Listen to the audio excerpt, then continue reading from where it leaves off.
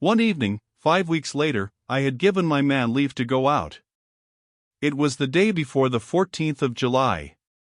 The night was hot, a storm threatened, and I felt no inclination to leave the flat. I opened wide the glass doors leading to my balcony, lit my reading lamp, and sat down in an easy chair to look through the papers, which I had not yet seen. It goes without saying that there was something about Arsène Lupin in all of them. Since the attempted murder of which poor Isidore Beautrelet had been the victim, not a day had passed without some mention of the Ambrumésy mystery. It had a permanent headline devoted to it. Never had public opinion been excited to that extent, thanks to the extraordinary series of hurried events, of unexpected and disconcerting surprises. Filial, who was certainly accepting the secondary part allotted to him with a good faith worthy of all praise, had let the interviewers into the secret of his young adviser's exploits during the memorable 3 days, so that the public was able to indulge in the rashest suppositions. And the public gave itself free scope. Specialists and experts in crime, novelists and playwrights, retired magistrates and chief detectives, erstwhile Lecocqs and budding Holmlock Shearses, each had his theory and expounded it in lengthy contributions to the press. Everybody corrected and supplemented the inquiry of the examining magistrate, and all on the word of a child, on the word of Isidore Beautrelet, a sixth-form schoolboy at the Lycée Janson de Sailly. For really, it had to be admitted, the complete elements of the truth were now in everybody's possession. What did the mystery consist of? They knew the hiding place where Arsène Lupin had taken refuge and lain dying. There was no doubt about it. Dr. Delatter, who continued to plead professional secrecy and refused to give evidence, nevertheless confessed to his intimate friends, who lost no time in blabbing, that he really had been taken to a crypt to attend a wounded man whom his confederates introduced to him by the name of Arsène Lupin. And, as the corpse of Etienne de Vaudreuil was found in that same crypt, and as the said Etienne de Vaudreuil was none other than Arsène Lupin, as the official examination went to show, all this provided an additional proof, if one were needed, of the identity of Arsène Lupin and the wounded man. Therefore, with Lupin dead and Emilie de Saint Véran's body recognized by the curb bracelet on her wrist, the tragedy was finished. It was not. Nobody thought that it was, because Beautrelet had said the contrary. Nobody knew in what respect it was not finished, but, on the word of the young man, the mystery remained complete. The evidence of the senses did not prevail against the statement of a Beautrelet. There was something which people did not know, and of that something they were convinced that he was in position to supply a triumphant explanation. It is easy, therefore, to imagine the anxiety with which, at first, people awaited the bulletins issued by the 2 Dieppe doctors to whose care the Comte de Gesvres entrusted his patient, the distress that prevailed during the first few days, when his life was thought to be in danger, and the enthusiasm of the morning when the newspapers announced that there was no further cause for fear. The least details excited the crowd. People wept at the thought of Beautrelet nursed by his old father, who had been hurriedly summoned by telegram, and they also admired the devotion of Emilie Suzanne de Gesvres, who spent night after night by the wounded lad's bedside. Next came a swift and glad convalescence. At last, the public were about to know. They would know what Beautrelet had promised to reveal to M. Filial and the decisive words which the knife of the would-be assassin had prevented him from uttering. And they would also know everything, outside the tragedy itself, that remained impenetrable or inaccessible to the efforts of the police. With Beautrelet free and cured of his wound, one could hope for some certainty regarding Harlington, Arsène Lupin's mysterious accomplice, who was still detained at the Santé prison. One would learn what had become, after the crime, of Bridoux the clerk, that other accomplice, whose daring was really terrifying. With Beautrelet free, one could also form a precise idea concerning the disappearance of Ganimard and the kidnapping of Shears. How was it possible for 2 attempts of this kind to take place?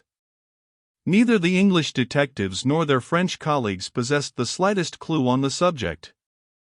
On Whitsunday, Ganimard did not come home, nor on the Monday either, nor during the 5 weeks that followed. In London, on Whit Monday, Holmlock Shears took a cab at 8 o'clock in the evening to drive to the station. He had hardly stepped in, when he tried to alight, probably feeling a presentiment of danger. But two men jumped into the hansom, one on either side, flung him back on the seat and kept him there between them, or rather under them. All this happened in sight of 9 or 10 witnesses, who had no time to interfere. The cab drove off at a gallop. And, after that, nothing. Nobody knew anything.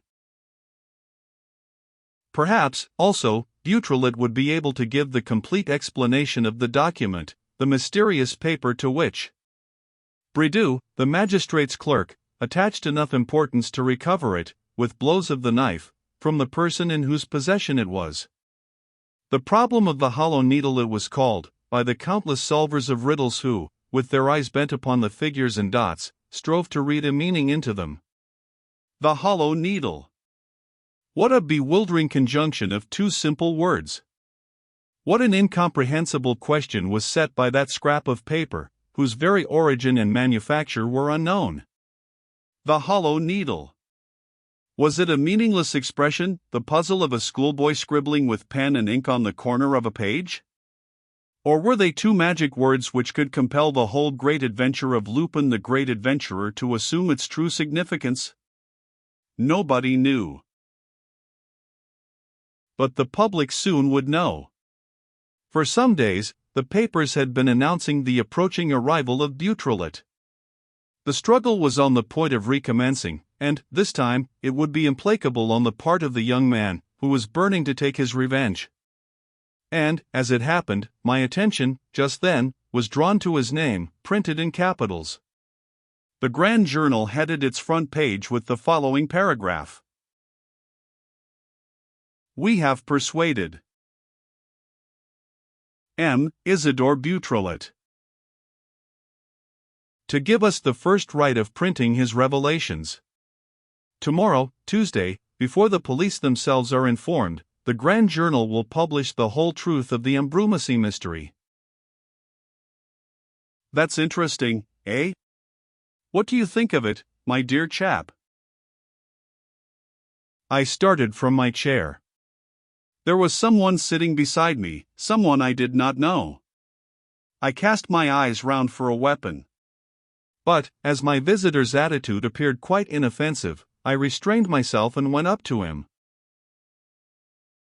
He was a young man with strongly marked features, long, fair hair and a short, tawny beard, divided into 2 points. His dress suggested the dark clothes of an English clergyman, and his whole person, for that matter, wore an air of austerity and gravity that inspired respect. "Who are you?" I asked. And, as he did not reply, I repeated, "Who are you? How did you get in? What are you here for?" He looked at me and said, "Don't you know me?" No. "Oh, that's really curious. Just search your memory, one of your friends, a friend of a rather special kind, however." I caught him smartly by the arm. You lie. No, you're not the man you say you are, it's not true." "Then why are you thinking of that man rather than another?" he asked, with a laugh. Oh, that laugh. That bright and clear young laugh, whose amusing irony had so often contributed to my diversion. I shivered. Could it be? No, I protested, with a sort of terror. It cannot be. It can't be I, because I'm dead, eh? He retorted. And because you don't believe in ghosts. He laughed again. Am I the sort of man who dies? Do you think I would die like that, shot in the back by a girl? Really, you misjudge me. As though I would ever consent to such a death as that. So it is you. I stammered, still incredulous and yet greatly excited. So it is you. I can't manage to recognize you. In that case, he said, gaily, I am quite easy. If the only man to whom I have shown myself in my real aspect fails to know me today, then everybody who will see me henceforth as I am today is bound not to know me either, when he sees me in my real aspect, if, indeed, I have a real aspect. I recognized his voice, now that he was no longer changing its tone, and I recognized his eyes also in the expression of his face and his whole attitude in his very being, through the counterfeit appearance in which he had shrouded it. Arsène Lupin, I muttered. Yes, Arsène Lupin, he cried, rising from his chair. The one and only Arsène Lupin, returned from the realms of darkness, since it appears that I expired and passed away in a crypt. Arsène Lupin, alive and kicking, in the full exercise of his will, happy and free and more than ever resolved to enjoy that happy freedom in a world where hitherto he has received nothing but favors and privileges. It was my turn to laugh. Well, it's certainly you, and livelier this time than on the day when I had the pleasure of seeing you, last year. I congratulate you. I was alluding to his last visit, the visit following on the famous adventure of the diadem, 1. His interrupted marriage, his flight with Sonia Kirchhoff and the Russian girl's horrible death. On that day, I had seen an Arsène Lupin whom I did not know, weak, downhearted, with eyes tired with weeping, seeking for a little sympathy and affection. 1. Arsène Lupin, play in 3 acts and 4 scenes, by Maurice Leblanc and Francis de Croisset. Be quiet, he said. The past is far away. It was a year ago, I observed. It was 10 years ago, he declared. Arsène Lupin's years count for 10 times as much as another man's. I did not insist in changing the conversation. How did you get in? Why, how do you think? Through the door, of course. Then, as I saw nobody, I walked across the drawing room and out by the balcony, and here I am. Yes, but the key of the door? There are no doors for me, as you know. I wanted your flat and I came in. It is at your disposal. Am I to leave you? Oh, not at all. You won't be in the way. In fact, I can promise you an interesting evening. Are you expecting someone? Yes. I have given him an appointment here at 10 o'clock. He took out his watch. It is 10 now. If the telegram reached him, he ought to be here soon. The front door bell rang. What did I tell you? No, don't trouble to get up, I'll go. With whom on earth could he have made an appointment? And what sort of scene was I about to assist at, dramatic or comic? For Lupin himself to consider it worthy of interest, the situation must be somewhat exceptional. He returned in a moment and stood back to make way for a young man, tall and thin and very pale in the face. Without a word and with a certain solemnity about his movements that made me feel ill at ease, Lupin switched on all the electric lamps, one after the other, till the room was flooded with light.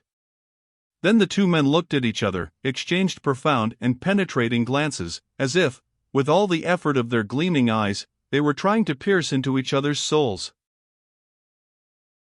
It was an impressive sight to see them thus, grave and silent. But who could the newcomer be? I was on the point of guessing the truth, through his resemblance to a photograph which had recently appeared in the papers, when Lupin turned to me. My dear chap, let me introduce M. Isidore Beautrelet. And, addressing the young man, he continued, I have to thank you, M. Beautrelet, first, for being good enough, on receipt of a letter from me, to postpone your revelations until after this interview and, secondly, for granting me this interview with so good a grace. Beautrelet smiled.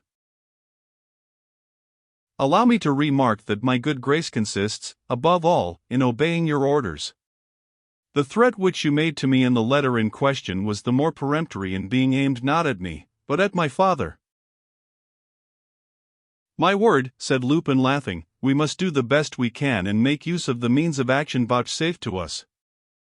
I knew by experience that your own safety was indifferent to you, seeing that you resisted the arguments of Master Bridoux. There remained your father for whom you have a great affection. I played on that string. And here I am, said Beautrelet, approvingly. I motioned them to be seated. They consented and Lupin resumed, in that tone of imperceptible banter which is all his own. In any case, emmed Beautrelet, if you will not accept my thanks, you will at least not refuse my apologies. Apologies? Bless my soul, what for? For the brutality which Master Bridoux showed you. I confess that the act surprised me. It was not Lupin's usual way of behaving. A stab. I assure you I had no hand in it. Bridoux is a new recruit. My friends, during the time that they had the management of our affairs, thought that it might be useful to win over to our cause the clerk of the magistrate himself who was conducting the inquiry. Your friends were right. Bridoux, who was specially attached to your person, was, in fact, most valuable to us. But, with the ardor peculiar to any neophyte who wishes to distinguish himself, he pushed his zeal too far and thwarted my plans by permitting himself, on his own initiative, to strike you a blow. Oh, it was a little accident. Not at all, not at all. And I have reprimanded him severely. I am bound, however, to say in his favor that he was taken unawares by the really unexpected rapidity of your investigation. If you had only left us a few hours longer, you would have escaped that unpardonable attempt. And I should doubtless have enjoyed the enormous advantage of undergoing the same fate as M. Ganimard and Mr. Holmlock Shears? Exactly, said Lupin, laughing heartily. And I should not have known the cruel terrors which your wound caused me. I have had an atrocious time because of it, believe me, and, at this moment, your pallor fills me with all the stings of remorse. Can you ever forgive me? The proof of confidence which you have shown me in delivering yourself unconditionally into my hands, it would have been so easy for me to bring a few of Ganimard's friends with me that proof of confidence wipes out everything. Was he speaking seriously? I confess frankly that I was greatly perplexed. The struggle between the two men was beginning in a manner which I was simply unable to understand. I had been present at the first meeting between Lupin and Holmlock Shears, in the café near the Gare Montparnasse, too, and I could not help recalling the haughty carriage of the two combatants, the terrific clash of their pride under the politeness of their manners, the hard blows which they dealt each other, their feints, their arrogance. 2. Arsène Lupin vs. Holmlock Shears, by Maurice Leblanc. Here, it was quite different. Lupin, it is true, had not changed, he exhibited the same tactics, the same crafty affability. But what a strange adversary he had come upon! Was it even an adversary? Really, he had neither the tone of one nor the appearance. Very calm, but with a real calmness, not one assumed to cloak the passion of a man endeavoring to restrain himself, very polite, but without exaggeration, smiling, but without chaff, he presented the most perfect contrast to Arsène Lupin, a contrast so perfect even that, to my mind, Lupin appeared as much perplexed as myself. No, there was no doubt about it, in the presence of that frail stripling, with cheeks smooth as a girl's and candid and charming eyes, Lupin was losing his ordinary self-assurance. Several times over, I observed traces of embarrassment in him. He hesitated, did not attack frankly, wasted time in mawkish and affected phrases. It also looked as though he wanted something. He seemed to be seeking, waiting. What for? Some aid? There was a fresh ring of the bell. He himself ran and opened the door. He returned with a letter. "Will you allow me, gentlemen?" he asked. He opened the letter. It contained a telegram. He read it and became as though transformed. His face lit up, his figure righted itself, and I saw the veins on his forehead swell. It was the athlete who once more stood before me, the ruler, sure of himself, master of events and master of persons. He spread the telegram on the table and, striking it with his fist, exclaimed,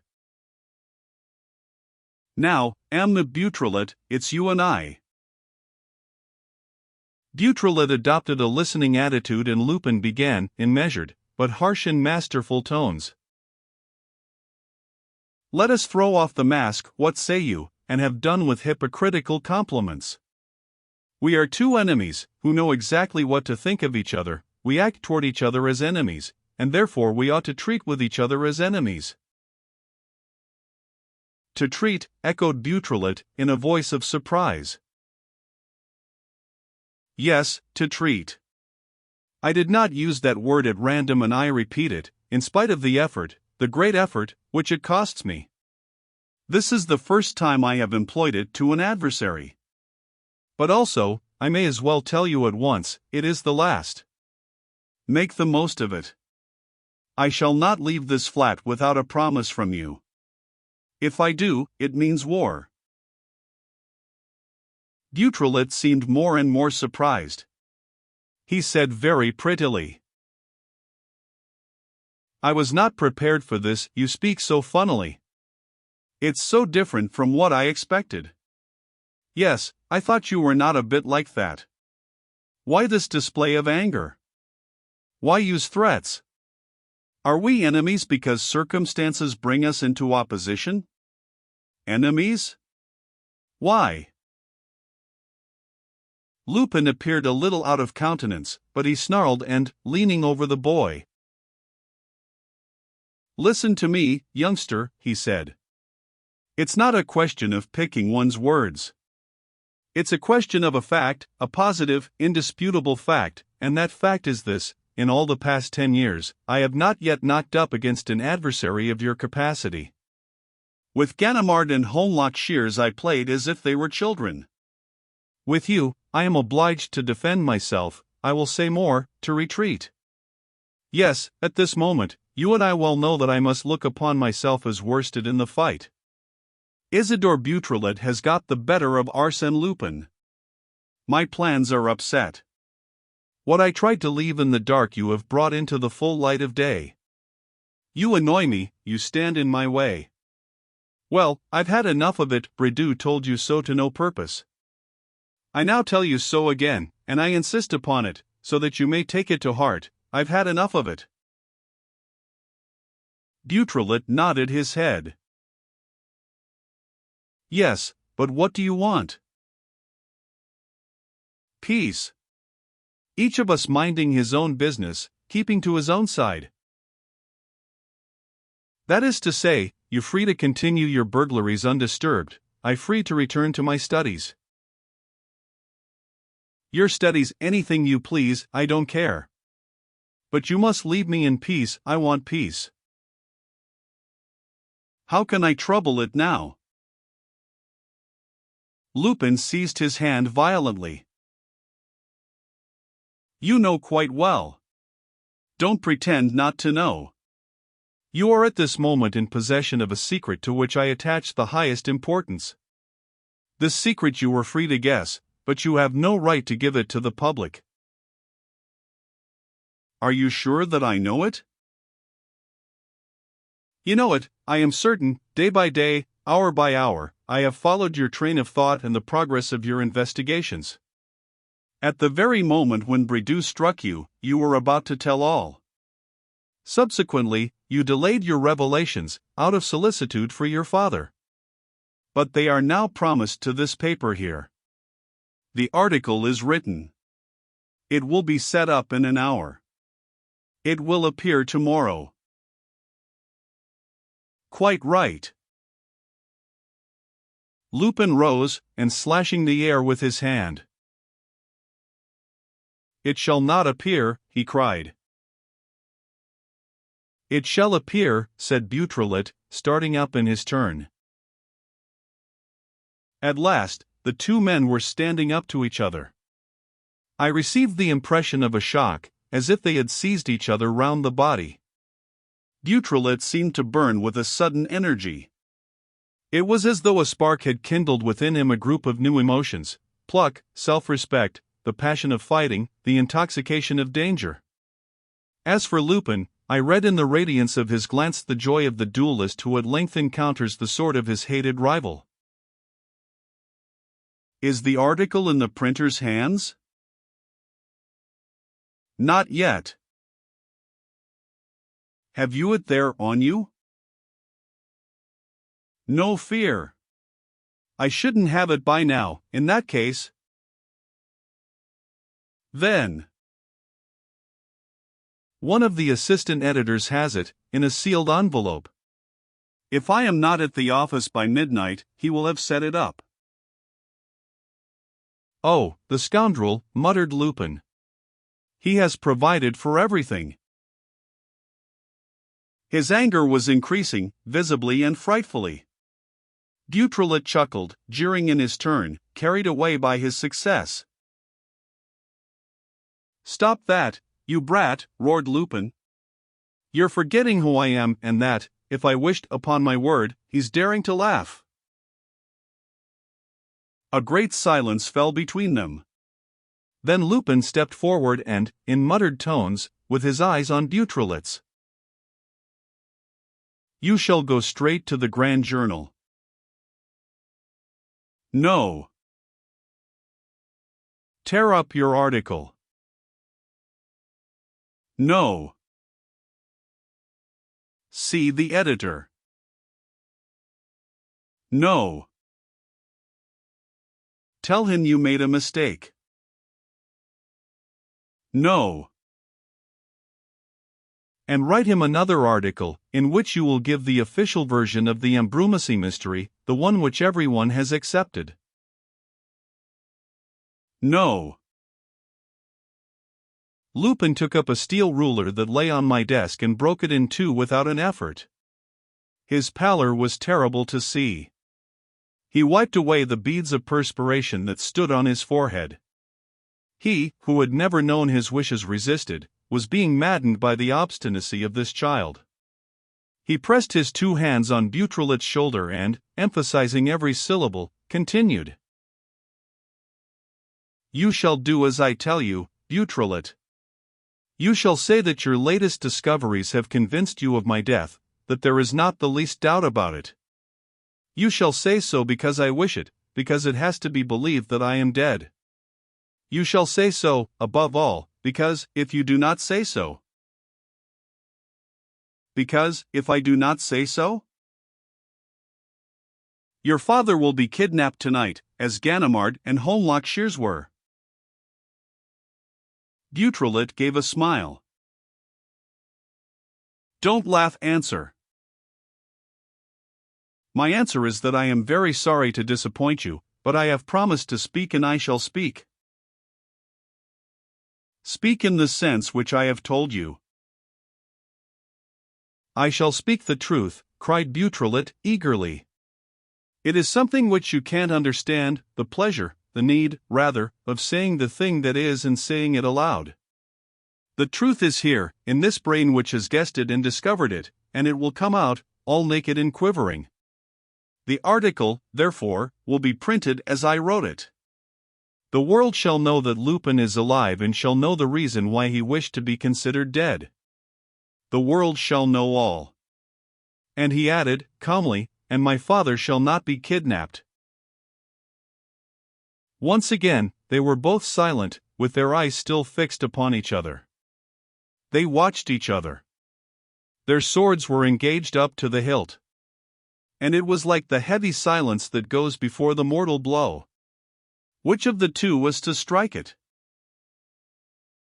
Lupin said, between his teeth, "Failing my instructions to the contrary, two of my friends have orders to enter your father's room tonight, at 3 o'clock in the morning, to seize him and carry him off to join Ganimard and Holmlock Shears. A burst of shrill laughter interrupted him. "Why, you highwayman, don't you understand," cried Beautrelet, "that I have taken my precautions? So you think that I am innocent enough, ass enough, to have sent my father home to his lonely little house in the open country?" Oh, the gay, bantering laughter that lit up the boy's face. It was a new sort of laugh on his lips, a laugh that showed the influence of Lupin himself. And the familiar form of address which he adopted placed him at once on his adversary's level. He continued, "You see, Lupin, your great fault is to believe your schemes infallible. You proclaim yourself beaten, do you? What humbug! You are convinced that you will always win the day in the end, and you forget that others can have their little schemes, too. Mine is a very simple one, my friend." It was delightful to hear him talk. He walked up and down, with his hands in his pockets and with the easy swagger of a boy teasing a caged beast. Really, at this moment, he was revenging, with the most terrible revenges, all the victims of the great adventurer. And he concluded, "Lupin, my father is not in Savoy.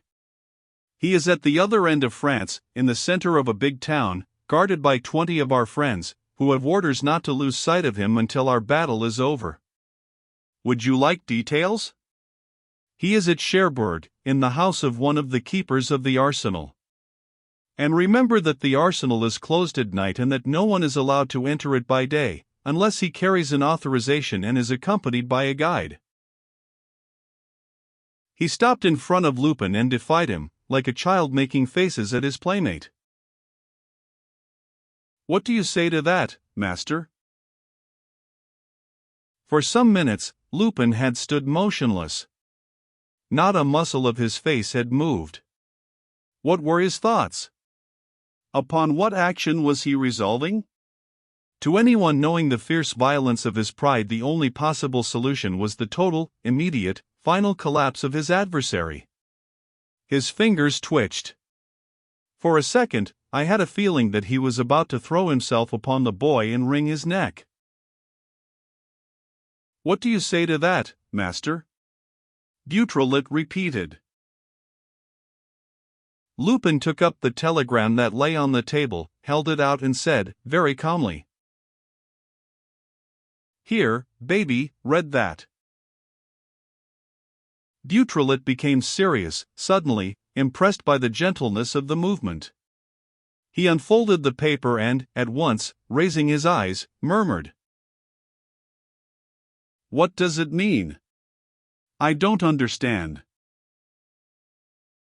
"At any rate, you understand the first word," said Lupin, "the first word of the telegram, that is to say, the name of the place from which it was sent. Look, Cherbourg." Yes, stammered Beautrelet. "Yes, I understand, Cherbourg, and then?" "And then, I should think the rest is quite plain, removal of luggage finished. Friends left with it and will wait instructions till 8 morning. All well. Is there anything there that seems obscure? The word luggage? Pooh, you wouldn't have them write M. Beautrelet, Sr. What then? The way in which the operation was performed? The miracle by which your father was taken out of Cherbourg Arsenal, in spite of his 20 bodyguards? Pooh, it's as easy as ABC. And the fact remains that the luggage has been dispatched. What do you say to that, baby?" With all his tense being, with all his exasperated energy, Isidore tried to preserve a good countenance. But I saw his lips quiver, his jaw shrink, his eyes vainly strive to fix upon a point. He lisped a few words, then was silent and, suddenly, gave way and, with his hands before his face, burst into loud sobs. "Oh, father! Father!" An unexpected result, which was certainly the collapse which Lupin's pride demanded, but also something more, something infinitely touching and infinitely artless. Lupin gave a movement of annoyance and took up his hat, as though this unaccustomed display of sentiment were too much for him. But, on reaching the door, he stopped, hesitated, and then returned, slowly, step by step. The soft sound of the sobs rose like the sad wailing of a little child overcome with grief. The lad's shoulders marked the heart-rending rhythm. Tears appeared through the crossed fingers. Lupin leaned forward and, without touching Beautrelet, said, in a voice that had not the least tone of pleasantry, nor even of the offensive pity of the victor, "Don't cry, youngster. This is one of those blows which a man must expect when he rushes headlong into the fray, as you did. The worst disasters lie in wait for him. The destiny of fighters will have it so. We must suffer it as bravely as we can." Then, with a sort of gentleness, he continued, "You were right, you see, we are not enemies. I have known it for long. From the very first, I felt for you, for the intelligent creature that you are, an involuntary sympathy and admiration. And that is why I wanted to say this to you. Don't be offended, whatever you do. I should be extremely sorry to offend you, but I must say it. Well, give up struggling against me. I am not saying this out of vanity, nor because I despise you, but, you see, the struggle is too unequal. You do not know, nobody knows all the resources which I have at my command.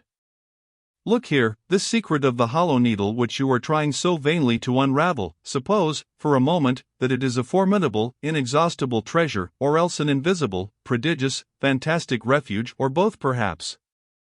Think of the superhuman power which I must derive from it. And you do not know, either, all the resources which I have within myself, all that my will and my imagination enable me to undertake and to undertake successfully. Only think that my whole life ever since I was born, I might almost say, has tended toward the same aim, that I work like a convict before becoming what I am and to realize, in its perfection, the type which I wished to create, which I have succeeded in creating. That being so, what can you do? At that very moment when you think that victory lies within your grasp, it will escape you, there will be something of which you have not thought, a trifle, a grain of sand which I shall have put in the right place, unknown to you. I entreat you, give up. I should be obliged to hurt you, and the thought distresses me." And, placing his hand on the boy's forehead, he repeated, once more, "Youngster, give up. I should only hurt you. Who knows if the trap into which you will inevitably fall has not already opened under your footsteps?" Beautrelet uncovered his face. He was no longer crying. Had he heard Lupin's words? One might have doubted it, judging by his inattentive air. For 2 or 3 minutes, he was silent. He seemed to weigh the decision which he was about to take, to examine the reasons for and against, to count up the favorable and unfavorable chances. At last, he said to Lupin, "If I change the sense of the article, if I confirm the version of your death, and if I undertake never to contradict the false version which I shall have sanctioned, do you swear that my father will be free?" "I swear it. My friends have taken your father by motor car to another provincial town. At 7 o'clock tomorrow morning, if the article in the Grand Journal is what I want it to be, I shall telephone to them and they will restore your father to liberty." "Very well," said Beautrelet. "I submit to your conditions." Quickly, as though he saw no object in prolonging the conversation after accepting his defeat, he rose, took his hat, bowed to me, bowed to Lupin and went out. Lupin watched him go, listened to the sound of the door closing and muttered, "Poor little beggar." At 8 o'clock the next morning, I sent my man out to buy the Grand Journal. It was 20 minutes before he brought me a copy, most of the kiosks being already sold out. I unfolded the paper with feverish hands. Beautrelet's article appeared on the front page. I give it as it stood and as it was quoted in the press of the whole world. The Ambrumésy Mystery. I do not intend in these few sentences to set out in detail the mental processes and the investigations that have enabled me to reconstruct the tragedy, I should say the twofold tragedy, of Ambrumésy. In my opinion, this sort of work and the judgments which it entails, deductions, inductions, analyses and so on, are only interesting in a minor degree and, in any case, are highly commonplace. No, I shall content myself with setting forth the two leading ideas which I followed, and, if I do that, it will be seen that, in so setting them forth and in solving the two problems which they raise, I shall have told the story just as it happened, in the exact order of the different incidents. It may be said that some of these incidents are not proved and that I leave too large a field to conjecture. That is quite true. But, in my view, my theory is founded upon a sufficiently large number of proved facts to be able to say that even those facts which are not proved must follow from the strict logic of events. The stream is so often lost under the pebbly bed, it is nevertheless the same stream that reappears at intervals and mirrors back the blue sky. The first riddle that confronted me, a riddle not in detail, but as a whole, was how came it that Lupin, mortally wounded, one might say, managed to live for 5 or 6 weeks without nursing, medicine or food, at the bottom of a dark hole? Let us start at the beginning. On Thursday the 16th of April, at 4 o'clock in the morning, Arsène Lupin, surprised in the middle of one of his most daring burglaries, runs away by the path leading to the ruins and drops down shot. He drags himself painfully along, falls again and picks himself up in the desperate hope of reaching the chapel. The chapel contains a crypt, the existence of which he has discovered by accident. If he can burrow there, he may be saved. By dint of an effort, he approaches it. He is but a few yards away, when a sound of footsteps approaches. Harassed and lost, he lets himself go. The enemy arrives. It is MLLE Raymond de Saint Véran. This is the prologue, or rather the first scene of the drama. What happened between them? This is the easier to guess inasmuch as the sequel of the adventure gives us all the necessary clues. At the girl's feet lies a wounded man, exhausted by suffering, who will be captured in 2 minutes. This man has been wounded by herself. Will she also give him up? If he is Jean Duval's murderer, yes, she will let destiny take its course. But, in quick sentences, he tells her the truth about this awful murder committed by her uncle, M. de Gesvres. She believes him. What will she do? Nobody can see them. The footman Victor is watching the little door. The other, Albert, posted at the drawing-room window, has lost sight of both of them. Will she give up the man she has wounded?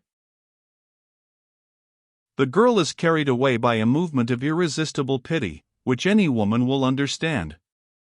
Instructed by Lupin, with a few movements she binds up the wound with his handkerchief, to avoid the marks which the blood would leave. Then, with the aid of the key which he gives her, she opens the door of the chapel. He enters, supported by the girl. She locks the door again and walks away. Albert arrives. If the chapel had been visited at that moment, or at least during the next few minutes, before Lupin had had time to recover his strength, to raise the flagstone and disappear by the stairs leading to the crypt, he would have been taken. But this visit did not take place until 6 hours later, and then only in the most superficial way. As it is, Lupin is saved, and saved by whom? By the girl who very nearly killed him. Thenceforth, whether she wishes it or no, MLLE de Saint Véran is his accomplice. Not only is she no longer able to give him up, but she is obliged to continue her work, else the wounded man will perish in the shelter in which she has helped to conceal him. Therefore she continues. For that matter, if her feminine instinct makes the task a compulsory one, it also makes it easy. She is full of artifice, she foresees and forestalls everything. It is she who gives the examining magistrate a false description of Arsène Lupin. The reader will remember the difference of opinion on this subject between the cousins. It is she, obviously, who, thanks to certain signs which I do not know of, suspects an accomplice of Lupin's in the driver of the fly. She warns him. She informs him of the urgent need of an operation. It is she, no doubt, who substitutes one cap for the other. It is she who causes the famous letter to be written in which she is personally threatened. How, after that, is it possible to suspect her? It is she, who at that moment when I was about to confide my first impressions to the examining magistrate, pretends to have seen me, the day before, in the copsewood, alarms M. filial on my score and reduces me to silence, a dangerous move, no doubt, because it arouses my attention and directs it against the person who assails me with an accusation which I know to be false, but an efficacious move, because the most important thing of all is to gain time and close my lips. Lastly, it is she who, during 40 days, feeds Lupin, brings him his medicine. The chemist at Ville will produce the prescriptions which he made up for Mlle de Saint Véran, nurses him, dresses his wound, watches over him and cures him. Here we have the first of our two problems solved, at the same time that the Ambrumésy mystery is set forth. Arsène Lupin found, close at hand, in the chateau itself, the assistance which was indispensable to him in order, first, not to be discovered and, secondly, to live. He now lives. And we come to the second problem, corresponding with the second Ambrumésy mystery, the study of which served me as a conducting medium. Why does Lupin, alive, free, at the head of his gang, omnipotent as before, why does Lupin make desperate efforts with which I am constantly coming into collision, to force the idea of his death upon the police and the public? We must remember that Mlle de Saint Véran was a very pretty girl. The photographs reproduced in the papers after her disappearance give but an imperfect notion of her beauty. That follows which was bound to follow. Lupin, seeing this lovely girl daily for 5 or 6 weeks, longing for her presence when she is not there, subjected to her charm and grace when she is there, inhaling the cool perfume of her breath when she bends over him, Lupin becomes enamored of his nurse. Gratitude turns to love, admiration to passion. She is his salvation, but she is also the joy of his eyes, the dream of his lonely hours, his light, his hope, his very life. He respects her sufficiently not to take advantage of the girl's devotion and not to make use of her to direct his confederates. There is, in fact, a certain lack of decision apparent in the acts of the gang. But he loves her also, his scruples weaken and, as Mlle de Saint Véran refuses to be touched by a love that offends her, as she relaxes her visits when they become less necessary, as she ceases them entirely on the day when he is cured, desperate, maddened by grief, he takes a terrible resolve. He leaves his lair, prepares his stroke and, on Saturday the 6th of June, assisted by his accomplices, he carries off the girl. This is not all. The abduction must not be known. All search, all surmises, all hope, even, must be cut short. Mlle de Saint Véran must pass for dead. There is a mock murder, proofs are supplied for the police inquiries. There is doubt about the crime, a crime, for that matter, not unexpected, a crime foretold by the accomplices, a crime perpetrated to revenge the chief's death. And, through this very fact, observe the marvelous ingenuity of the conception, through this very fact, the belief in this death is, so to speak, stimulated. It is not enough to suggest a belief, it is necessary to compel a certainty. Lupin foresees my interference. I am sure to guess the trickery of the chapel. I am sure to discover the crypt. And, as the crypt will be empty, the whole scaffolding will come to the ground. The crypt shall not be empty. In the same way, the death of Mlle de Saint Véran will not be definite, unless the sea gives up her corpse. The sea shall give up the corpse of Mlle de Saint Véran. The difficulty is tremendous. The double obstacle seems insurmountable. Yes, to anyone but Lupin, but not to Lupin. As he had foreseen, I guess the trickery of the chapel, I discover the crypt and I go down into the lair where Lupin has taken refuge. His corpse is there. Any person who had admitted the death of Lupin as possible would have been baffled. But I had not admitted this eventuality for an instant, first, by intuition and, secondly, by reasoning. Pretense thereupon became useless and every scheme vain. I said to myself at once that the block of stone disturbed by the pickaxe had been placed there with a very curious exactness, that the least knock was bound to make it fall, and that, in falling, it must inevitably reduce the head of the false Arsène Lupin to pulp, in such a way as to make it utterly irrecognizable. Another discovery. Half an hour later, I hear that the body of Mlle de Saint Véran has been found on the rocks at Dieppe, or rather a body which is considered to be Mlle de Saint Véran's, for the reason that the arm has a bracelet similar to one of that young lady's bracelets. This, however, is the only mark of identity, for the corpse is irrecognizable. Thereupon I remember and I understand. A few days earlier, I happened to read in a number of the Vigie de Dieppe that a young American couple staying at Invermia had committed suicide by taking poison and that their bodies had disappeared on the very night of the death. I hastened to Invermia. The story is true, I am told, except in so far as concerns the disappearance, because the brothers of the victims came to claim the corpses and took them away after the usual formalities. The name of these brothers, no doubt, was Arsène Lupin and Company. Consequently, the thing is proved. We know why Lupin shammed the murder of the girl and spread the rumor of his own death. He is in love and does not wish it known. And, to reach his ends, he shrinks from nothing. He even undertakes that incredible theft of the two corpses which he needs in order to impersonate himself and Mlle de Saint Véran.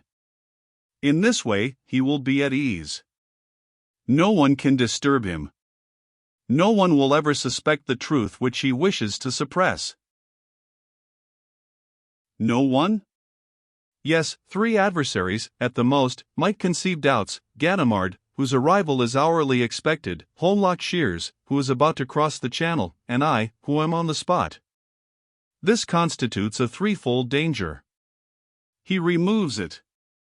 He kidnaps Ganimard. He kidnaps Holmlock Shears. He has me stabbed by Bridoux. One point alone remains obscure. Why was Lupin so fiercely bent upon snatching the document about the Hollow Needle from me? He surely did not imagine that, by taking it away, he could wipe out from my memory the text of the 5 lines of which it consists. Then why? Did he fear that the character of the paper itself, or some other clue, could give me a hint? Be that as it may, this is the truth of the Ambrumésy mystery. I repeat that conjecture plays a certain part in the explanation which I offer, even as it played a great part in my personal investigation. But, if one waited for proofs and facts to fight Lupin, one would run a great risk either of waiting forever or else of discovering proofs and facts carefully prepared by Lupin, which would lead in a direction immediately opposite to the object in view. I feel confident that the facts, when they are known, will confirm my surmise in every respect. So Isidore Beautrelet, mastered for a moment by Arsène Lupin, distressed by the abduction of his father and resigned to defeat, Isidore Beautrelet, in the end, was unable to persuade himself to keep silence. The truth was too beautiful and too curious, the proofs which he was able to produce were too logical and too conclusive for him to consent to misrepresent it. The whole world was waiting for his revelations. He spoke. On the evening of the day on which his article appeared, the newspapers announced the kidnapping of M. Beautrelet, Sr. Isidore was informed of it by a telegram from Cherbourg, which reached him at 3 o'clock.